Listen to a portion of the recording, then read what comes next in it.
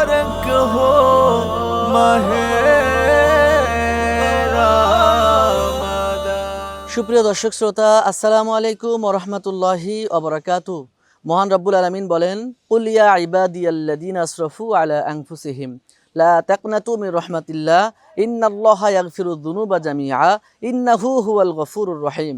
এখানে ইরশাদ হচ্ছে, আপনি বলুন, তোমরা যারা নিজেদের উপরে জুলুম করেছো তারা যেন আল্লাহর রহমত থেকে তোমরা নিরাশ হও না। নিশ্চয়ই আল্লাহ তোমাদের সব গুনাহকে মাফ করে দিবেন। নিশ্চয়ই আল্লাহ অত্যন্ত ক্ষমাশীল এবং দয়ালু। সম্মানিত হাজিরিন, পবিত্র মাহে রমজান মাস চলতেছে।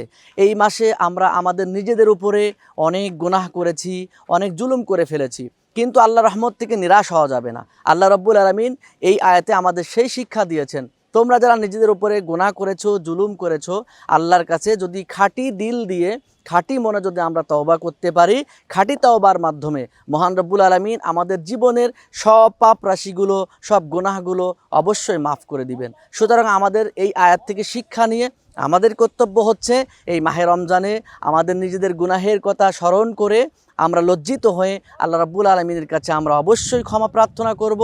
যদি আমরা এভাবে ক্ষমা প্রার্থনা করতে পারি, আল্লাহ অবশ্যই আমাদেরকে মাফ করে দিবেন। আল্লাহ যেন আমাদের সবাইকে মাফ করে দেন, আমিন। আমা তৌফিক ইল্লা বিল্লাহ।